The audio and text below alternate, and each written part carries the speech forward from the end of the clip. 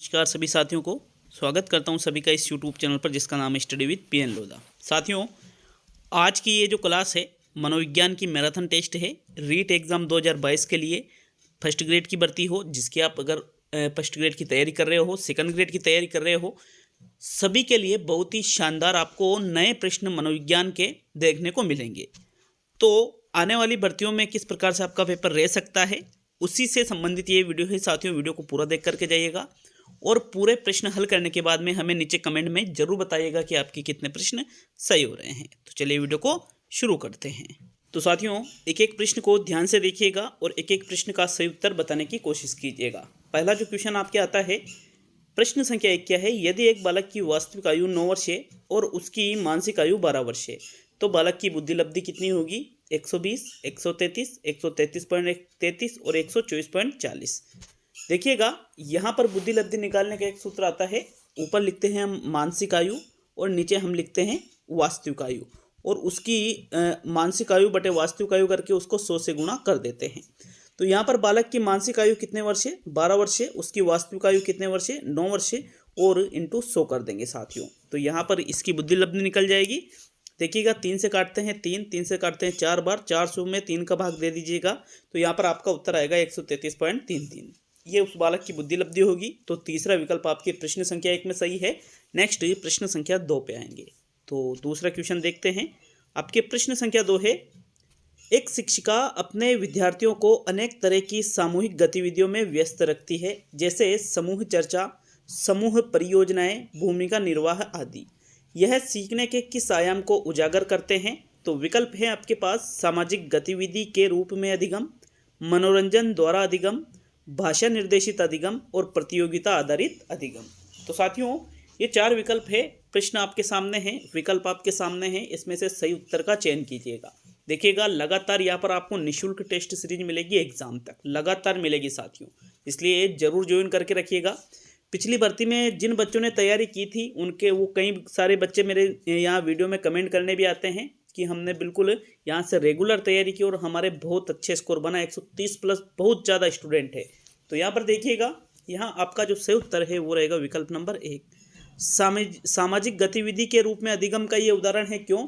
क्योंकि समूह में चर्चा करना सिखाना सामूहिक गतिविधियों में व्यस्त रख रही है, समूह में परियोजना कार्य करवाए जा रहे हैं, भूमिका निर्वाह, तो ये सारी चीज़ें जो है सामाजिक गतिविधि के रूप में अधिगम को दर्शाता है। विकल्प नंबर 1 ही सही है आपके दूसरे क्वेश्चन में। नेक्स्ट प्रश्न संख्या 3 पे आएंगे। तीसरा क्वेश्चन है, सीखने का ठोस बुद्धि का सिद्धांत किसके द्वारा प्रतिपादित किया गया? तो पावलोव के द्वारा, स्किनर के द्वारा, गेने के द्वारा और थोंडाइक के द्वारा। तो साथियों, ठोस बुद्धि का प्रश्न को अच्छी तरह से देख लीजिए। यहाँ पर प्रश्न आपसे पूछ रहा है, ठोस बुद्धि का सिद्धांत किसके द्वारा प्रतिपादित किया गया? यहाँ पर ठोस बुद्धि की बात करें तो साथियों, ठोस बुद्धि या ठोस अधिगम का सिद्धांत इसको कहते हैं।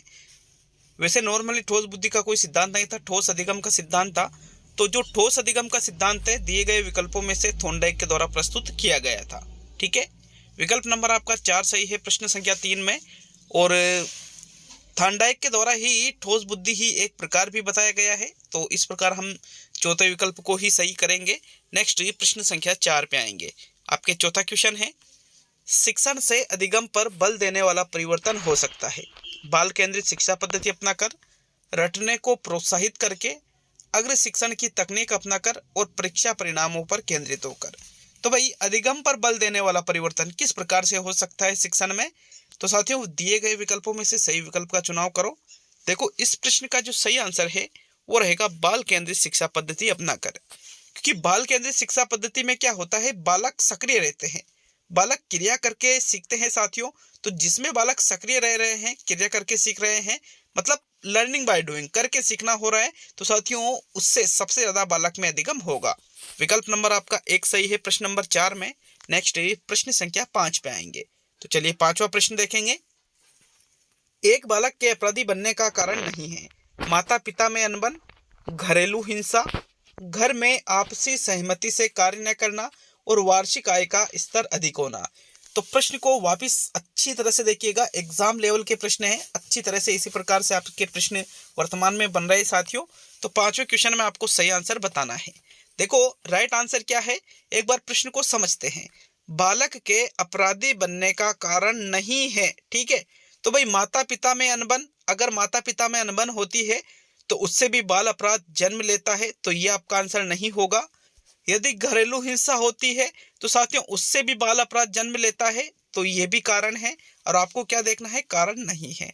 फिर घर में आपसी सहमति से कार्य नहीं करते हैं व्यक्ति, तो उसे भी आपसी सहमति से कार्य नहीं करेंगे तो अनबन रहेगी घर परिवार में, और उससे भी बाल अपराध पनपता है। तो ये तीनों विकल्प तो कारण है, लेकिन चौथा विकल्प है वार्षिक आय का स्तर अधिक होना। तो भाई वार्षिक आय का स्तर यदि अधिक है तो इसका मतलब यूं थोड़ी है कि भाई उस घर का बालक अपराधी बनेगा ही बनेगा, ऐसा जरूरी नहीं है। तो साथियों चौथा विकल्प आपका सही है प्रश्न संख्या 5 में। नेक्स्ट प्रश्न संख्या 6 पे आते हैं। तो चलिए छठे क्वेश्चन को देखेंगे। ये देखिएगा, उद्देश्यों के आधार पर शिक्षण का प्रकार नहीं है। भावात्मक उद्देश्य, ज्ञानात्मक उद्देश्य, चिंतन उद्देश्य और क्रियात्मक उद्देश्य।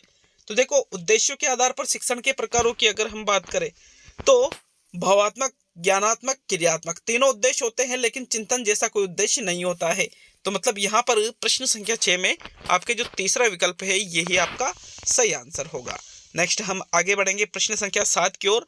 तो चलिए 7वां प्रश्न। देखो क्रियात्मक का संबंध करके सीखना से होता है, ज्ञानात्मक का संबंध मानसिक से होता है और भावात्मक का संबंध हृदय से होता है। साथियों आगे देखेंगे 7वें क्वेश्चन को। तो 7वां प्रश्न है आपके, निशुल्क एवं अनिवार्य शिक्षा का अधिकार अधिनियम 2009 के संबंध में असत्य कथन है। मतलब आरटी 2009 के संबंध में यहाँ पर आपको असत्य कथन देखना है। तो पहला विकल्प है गरीब बच्चों के लिए निजी विद्यालयों में 25% सीट आरक्षित रहेगी। दूसरा विकल्प है प्राथमिक स्तर पर छात्र शिक्षा का अनुपात 35:1 रहेगा। तीसरा विकल्प है 14 वर्ष तक सभी बालकों को निःशुल्क एवं अनिवार्य शिक्षा। और चौथा विकल्प है एकेडमिक कैलेंडर निर्धारित करना। तो देखो आरटी 2009 क्या कहती है कि गरीब बच्चों के लिए, जो जिनके माता पिता की वार्षिक आय कम है, जो गरीबी रेखा के नीचे आते हैं, तो साथियों उन बच्चों को निजी विद्यालय जो प्राइवेट स्कूल है उसमें 25% सीटें रिजर्व रहती है उन बच्चों के लिए, और जहां पर उनको निःशुल्क पढ़ाया जाता है, जिसका वहन राज्य सरकार और केंद्र सरकार मिलकर के करती है। साथियों इसके बाद में प्राथमिक स्तर पर छात्र शिक्षा का अनुपात 35:1 रहेगा। तो ये गलत है, क्योंकि प्राथमिक स्तर की बात की जा रही है। नॉर्मली पूछे तो 30:1 होता है प्राथमिक स्तर पर। क्या होता है? 30:1। ठीक है, रेट में भी पिछली बार आया था, बहुत ज्यादा बहस हुई थी इस प्रश्न पर, प्राथमिक स्तर पर छात्र और अध्यापक अनुपात वाली। ठीक है, लेकिन 30:1 ही सही है साथियों, और उसमें यही सही माना गया था। तो मतलब 35:1 अनुपात, जो 35:1 है, ये गलत है। ये आरटी 2009 के संबंध में असत्य कथन है, क्योंकि प्राथमिक स्तर पर 30:1 आपका आंसर होना चाहिए। तो फिर यही आपका आंसर है। बाकी 14 वर्ष तक सभी बालकों को निःशुल्क और अनिवार्य शिक्षा भी प्रदान की गई, एकेडमिक कैलेंडर भी निर्धारित किया गया। ये सारी चीजें यहाँ पर आरटी 2009 में हुई थी। ओनली दूसरे विकल्प, यहाँ पर जो दूसरा विकल्प है ये एक असत्य कथन है। तो चलिए आगे बढ़ेंगे प्रश्न नंबर 8 पर।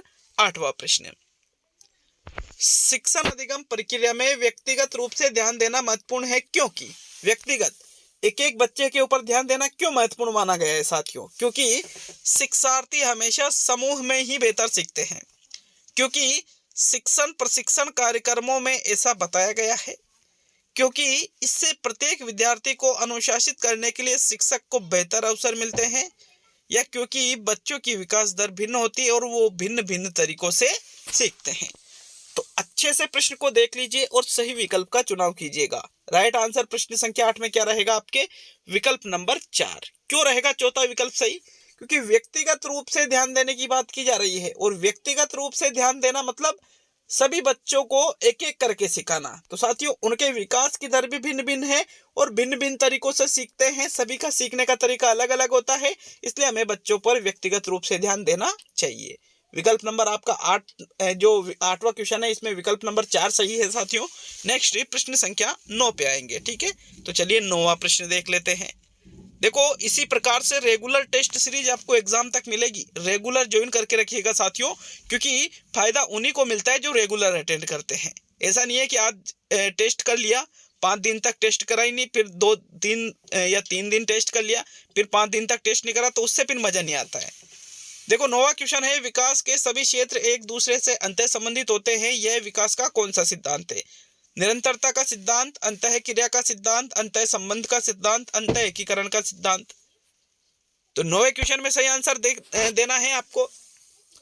प्रश्न को समझ करके उत्तर दीजिएगा साथियों, क्योंकि यहां पर प्रश्न में थोड़ा घुमाव है। राइट आंसर बताना है तो 9वें क्वेश्चन में जो सही आंसर है वो रहेगा विकल्प नंबर 3। विकास के सभी क्षेत्र एक दूसरे से अंतः संबंधित होते हैं, मतलब एक दूसरे से जुड़े होते हैं साथियों। तो ये अंतः संबंध का सिद्धांत है, क्योंकि संबंध बता रहा है यहाँ पर एक विकास के एक क्षेत्र का दूसरे क्षेत्र से। तो थर्ड विकल्प आपके 9वें क्वेश्चन में सही है। नेक्स्ट प्रश्न संख्या 10 पे आएंगे। तो 10वां प्रश्न, तार्किक चिंतन का संबंध है कल्पना से, रटने पर आधारित, बुद्धि से और इनमें से कोई भी नहीं। तो देखो, तार्किक चिंतन की यदि हम बात करें तो तार्किक चिंतन का संबंध यहाँ पर किससे है? कल्पना से नहीं है तार्किक चिंतन, रटने पर आधारित भी नहीं है साथियों, मतलब बुद्धि से है। तो तार्किक चिंतन का संबंध इनमें से किससे है? बुद्धि से है। थर्ड विकल्प आपके 10वें क्वेश्चन में सही है। नेक्स्ट आगे बढ़ेंगे प्रश्न संख्या 11 पर। तो 11वां प्रश्न, प्रतिभाशाली बालकों के लिए आवश्यक है उन्हें विशिष्ट योग्यता हेतु विशेष अवसर दिए जाए, उन्हें असाधारण होने की अनुभूति कराई जाए, उन्हें लगातार पुरस्कार दिए जाए और इनमें से सभी। तो देखो, प्रतिभाशाली बालकों की बात करें तो उन्हें लगातार आप असाधारण होने की अनुभूति कराओगे तो उनको अपने आप को क्या लगेगा कि नहीं हम तो भगवान हैं, असाधारण। ऐसा नहीं है साथियों, उनमें ईगो ज्यादा हो जाता है। उन्हें लगातार पुरस्कार दिए जाए ये भी गलत है। राइट आंसर क्या है? उन्हें विशिष्ट योग्यता हेतु विशेष अवसर दिए जाए। विशिष्ट योग्यता यदि उनके पास है तो उनके लिए विशेष अवसर आप दे सकते हो ताकि वो उस क्षेत्र में अच्छे से आगे बढ़ सके। ठीक है, यही सबसे बेस्ट विकल्प है। विकल्प नंबर 1 सही है, चौथा अगर किसी ने किया है तो वो गलत रहेगा।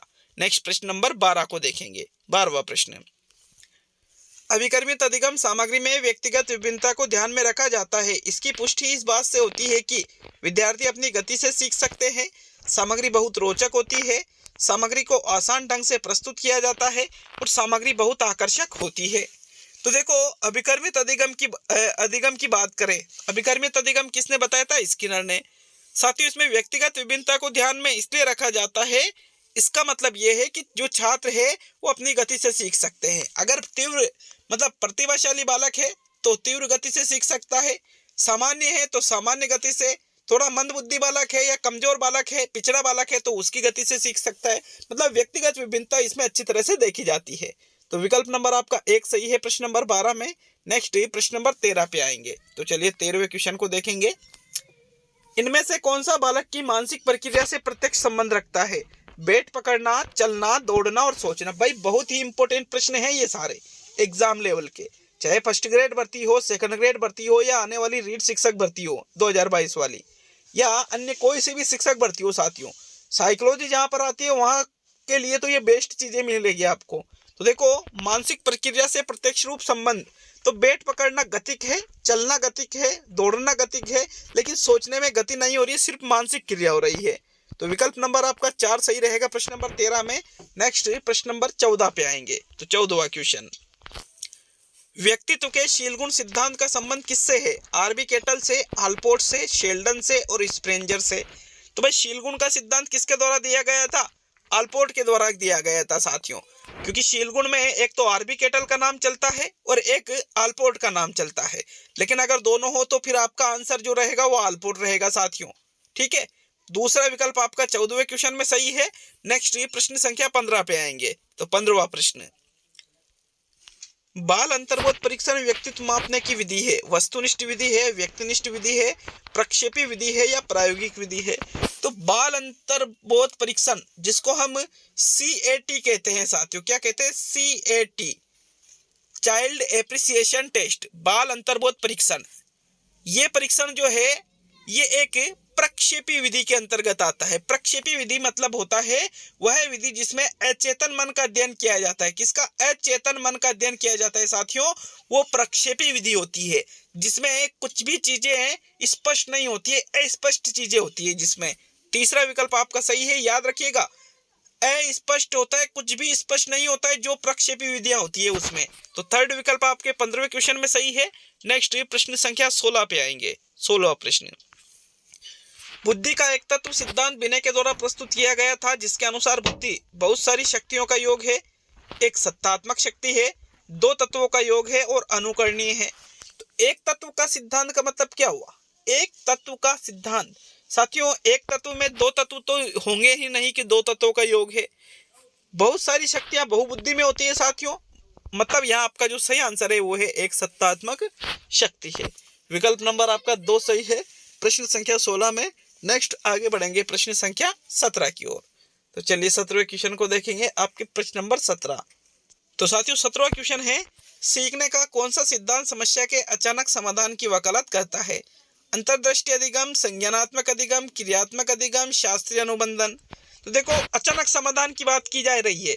जहां पर अचानक समाधान की बात की जाती है साथियों, उसको हम अंतर्दृष्टि अधिगम कहते हैं, जो कि गेस्टाल्टवादियों के द्वारा प्रस्तुत किया गया था। ये सीखने के अचानक समाधान पर वकालत करता है। विकल्प नंबर आपका 1 सही है प्रश्न संख्या 17 में। शास्त्रीय अनुबंधन में पावलोव के द्वारा दिया गया है। इसमें एक तो जो 2 तरह के उद्दीपक होते हैं, एक तो यहाँ पर होता है साथियों स्वाभाविक उद्दीपक, शास्त्रीय अनुबंधन की बात कर रहा हूं, और एक होता है साथियों यहाँ पर अस्वाभाविक उद्दीपक।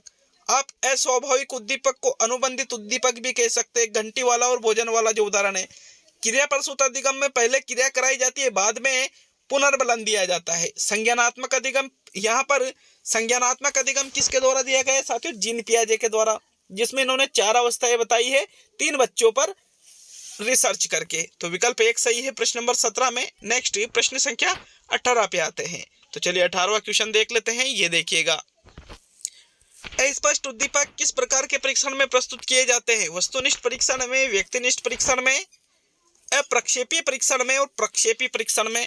तो देखो मैंने अभी एक क्वेश्चन में कहा था कि जिसमें अचेतन मन का अध्ययन किया जाता है वो होता है प्रक्षेपी परीक्षण, और इसमें कुछ भी स्पष्ट नहीं होता है। अस्पष्ट उद्दीपक की यहाँ पर बात आ गई, प्रश्न भी आ गया आपका। तो मतलब यहाँ पर आपका जो चौथा विकल्प है ये बिल्कुल सही आंसर है प्रश्न नंबर 18 में। नेक्स्ट आगे बढ़ेंगे प्रश्न नंबर 19 पर। तो चलिए 19वां प्रश्न, प्रश्न संख्या 19 है, CWSN का अर्थ है ध्यान विकार वाले बालक, विशेष आवश्यकता वाले बालक, दृष्टिहीनता वाले बालक और श्रवण दुर्बलता वाले बालक। तो CWSN का मतलब होता है वह बालक जिनको शिक्षा में विशेष आवश्यकता की जरूरत है साथियों।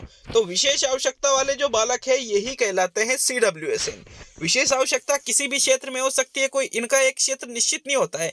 जैसे किसी बालक को देखने में प्रॉब्लम आ रही है, किसी को सुनने में प्रॉब्लम आ रही है, किसी को समझने में, किसी को बोलने में, किसी को चलने में, कोई सी भी विशेष आवश्यकता हो सकती है। तो दूसरा विकल्प 19वें क्वेश्चन में सही है। नेक्स्ट प्रश्न संख्या 20 पे आएंगे। 20वां प्रश्न, ADHD का अर्थ है ध्यान विकार वाले बालक, विशेष आवश्यकता वाले बालक, दृष्टिहीनता वाले बालक और श्रवण दुर्बलता वाले बालक। तो दोनों चीजें याद रखना, CWSN ADHD बहुत ही इंपॉर्टेंट है दोनों। तो साथियों ADHD का मतलब तो ध्यान विकार वाले बालक होते हैं। ADHD वह बालक जो एक जगह पर ध्यान केंद्रित नहीं कर सकते हैं साथियों, वो कहलाते हैं ADHD। और CWSN मतलब विशेष आवश्यकता वाले बालक। तो विकल्प 1 20वें में सही है। नेक्स्ट प्रश्न संख्या 21 पे आएंगे। तो चलिए 21वां प्रश्न देखेंगे। हार्वर्ड गार्डनर का बहुबुद्धि सिद्धांत किस पर बल देता है? शिक्षार्थियों में अनुबंधित कौशलों पर, सामान्य बुद्धि पर, विद्यालय में आवश्यक समान योग्यताओं पर और प्रत्येक व्यक्ति की विलक्षण योग्यताओं को। तो साथियों यहाँ पर हार्वर्ड गार्डनर ने एक सिद्धांत दिया है, बहुबुद्धि का सिद्धांत बुद्धि से संबंधित है। इसमें इन्होंने अलग अलग प्रकार की बुद्धि बताई है। तो इसके आधार पर हम कह सकते हैं कि प्रत्येक व्यक्ति की विलक्षण योग्यताओं पर यह सिद्धांत बल देता है कि प्रत्येक व्यक्ति में अलग अलग योग्यताएं होती है। ठीक है, नेक्स्ट आगे बढ़ेंगे अब हम प्रश्न संख्या 22 की ओर। तो चलिए 22वां प्रश्न, निम्न में से कौन सा मूल्यांकन का प्रकार नहीं है? मानक, निर्माणात्मक, योगात्मक और CC। तो भाई निर्माणात्मक और योगात्मक तो दोनों मूल्यांकन के ही प्रकार है, और CCE भी मूल्यांकन का ही प्रकार है। लेकिन मानक मूल्यांकन का प्रकार नहीं है, बल्कि मानकता तो मूल्यांकन की विशेषता है। क्या है साथियों? मूल्यांकन की विशेषता है मानकता। ठीक है, तो विकल्प नंबर आपका जो 1 है ये आपका सही आंसर है प्रश्न संख्या 22 में। नेक्स्ट प्रश्न संख्या 23 पे आएंगे। तो चलिए 23वां प्रश्न, मनोवैज्ञानिकों के अनुसार निम्न में से किस विधि द्वारा मूल प्रत्ययों में परिवर्तन लाया जा सकता है? सह संबंध, मार्गांतरीकरण, विलयन और नवीनीकरण। तो मूल प्रत्ययों में परिवर्तन, मूल प्रत्ययों में बदलाव यहाँ पर आपको लाना है साथियों। सबसे बेस्ट आंसर जो रहेगा मूल प्रत्ययों में परिवर्तन लाने का वो होता है मार्गांतरीकरण। मतलब जिस मार्ग पर जो चीजें चल रही है उसको थोड़ा मोड़ देना, ठीक है, दूसरे मार्ग पर ले जाना, दूसरे तरीके से उस चीज को हल करना, तो वो होता है मार्गांतरीकरण। दूसरा विकल्प आपका 23 में सही है। नेक्स्ट प्रश्न नंबर 24 पे आएंगे, 24वां प्रश्न। अधिगम की प्रक्रिया में अभिप्रेरणा शिक्षार्थियों को दिशाहीन बनाती है, शिक्षार्थियों में सीखने की जिज्ञासा उत्पन्न करती है, शिक्षार्थियों की स्मृति तेज करती है और पुराने तथा नए ज्ञान में अंतर स्पष्ट करती है। साथियों, अधिगम की प्रक्रिया में अभिप्रेरणा क्या करती है? प्रश्न नंबर 24 में आपको सही उत्तर देना है। तो राइट आंसर है यहाँ पर शिक्षार्थियों को सीखने में जिज्ञासा उत्पन्न करती है। स्मृति तेज बनाना, दिशाहीन तो बिल्कुल ही गलत हो गया। पुराने और नए ज्ञान में अंतर स्पष्ट करना, ये आंसर नहीं है साथियों, आंसर ओनली दूसरा विकल्प ही रहेगा, क्योंकि शिक्षार्थियों में सीखने की जिज्ञासा उत्पन्न करती है अभिप्रेरणा। अगर आप अभिप्रेरित है तो आप सीखने के लिए लालायत रहेंगे, सीखने के लिए आप अग्रसर रहेंगे साथियों, आपके माइंड में जिज्ञासा रहेगी किसी भी चीज को सीखने की, यदि आप प्रेरित है तो। विकल्प नंबर 2 आपका 24 में सही है। नेक्स्ट प्रश्न नंबर 25वां प्रश्न। किशोरावस्था का प्रमुख लक्षण निम्न है: अतरंग मित्र समूह बनाना, काम शक्ति का उदय होना, समस्याओं का उदय होना और नेतृत्व की भावना उत्पन्न होना। तो भाई यहाँ पर काम शक्ति भी उदय होती है, नेतृत्व की भावना भी उत्पन्न होती है, समस्याएं भी उदय होती है और अतरंग मित्र समूह बनाना। अब यहाँ पर फिर आप किस विकल्प को चुनोगे? तो साथियों, जब भी ये प्रश्न आता है आपको समस्याओं का उदय होना, जो ये विकल्प दे रखा है इसको ही आपको सही करना है, क्योंकि समस्याओं का उदय होना सबसे मुख्य लक्षण माना जाता है किशोरावस्था का। विभिन्न प्रकार की समस्याएं बालक बालिकाओं के सामने इस अवस्था में आती है साथियों। तीसरा विकल्प ही 25 में सही है। नेक्स्ट प्रश्न नंबर 26 पे आएंगे। बार बार दोहराए जाने वाले स्वचालित व्यवहार को कहते हैं प्रवृत्ति, आदत, पुनरावृत्ति और सहज क्रियाएं। तो बार बार दोहराए जाने वाले स्वचालित मतलब जो अपने आप हो जाता है, उस व्यवहार को हम क्या कहते हैं? आदत कहते हैं साथियों। जो बार बार दोहराया जाता है और अपने आप हो जाता है, जिसमें ज्यादा सोचने की जरूरत नहीं पड़ती, ज्यादा क्या, जिसमें सोचने की ही जरूरत नहीं पड़ती है, वो चीजें ऑटोमेटिक करते रहते हैं हम, तो ये कहलाती है आदत। दूसरा विकल्प आपका 26 में सही है। नेक्स्ट प्रश्न नंबर 27 पे आएंगे, 27वां प्रश्न। उपलब्धि अभिप्रेरणा है सफलता व असफलता को समान रूप से स्वीकार करने की तत्परता, बिना विचारे जल्दबाजी में कार्य करने की प्रवृत्ति, चुनौतीपूर्ण कार्य में डटे रहने की प्रवृत्ति और असफलता से बचने की प्रवृत्ति। तो उपलब्धि अभिप्रेरणा का सर्वश्रेष्ठ अर्थ इसमें से कहां पर दे रखा है? साथियों, उपलब्धि अभिप्रेरणा जिस व्यक्ति के अंदर होती है वो चुनौतीपूर्ण कार्य करना पसंद करता है और उसको तब तक करता रहता है जब तक कि उसमें सफल नहीं हो जाता है। तो चुनौतीपूर्ण कार्य करने में डटे रहने की प्रवृत्ति जो है वही उपलब्धि अभिप्रेरणा कहलाती है। डेविड मैकक्लेलन का नाम आता है उपलब्धि अभिप्रेरणा में, याद रखिएगा इसको भी आप। तो तीसरा विकल्प आपके 27 में सही है। नेक्स्ट प्रश्न नंबर 28 पे आएंगे, 28वां प्रश्न। अधिगम समृद्ध होगा यदि शिक्षकों द्वारा विविध प्रकार के व्याख्यान व स्पष्टीकरण का प्रयोग शिक्षण में किया जाए, कक्षा में नियमित अंतराल पर परीक्षण लिया जाए, कक्षा में वास्तविक घटनाओं के उदाहरण के माध्यम से शिक्षण कराया जाए और कक्षा में अधिक से अधिक शिक्षण सहायक सामग्री का प्रयोग किया जाए। तो दिए गए विकल्पों में से सबसे बेस्ट विकल्प चुनना है आपको कि अधिगम समृद्ध कब होगा। सबसे बेस्ट विकल्प कौन सा है साथियों यहाँ पर आपका? तो देखो, अधिगम समृद्ध होगा यदि साथियों यहाँ पर कक्षा में वास्तविक घटनाओं के उदाहरण आप बच्चों को वास्तविक घटनाओं के उदाहरण दो और उसके माध्यम से शिक्षण कराओ, तो तभी अधिगम सबसे ज्यादा बेस्ट होगा साथियों। क्योंकि वास्तविक घटनाओं के उदाहरण दोगे तो बच्चा यहाँ पर वास्तविक रूप से उस चीज को सीखेगा। विकल्प नंबर 3 आपका सही है 28 में। नेक्स्ट प्रश्न नंबर 29 पे आएंगे, 29वां प्रश्न। निम्न में से कौन सा स्टर्नबर्ग के त्रितंत्रीय सिद्धांत का एक रूप है? प्रायोगिक बुद्धि, संसाधन पूर्ण बुद्धि, गणितीय बुद्धि और व्यावहारिक बुद्धि।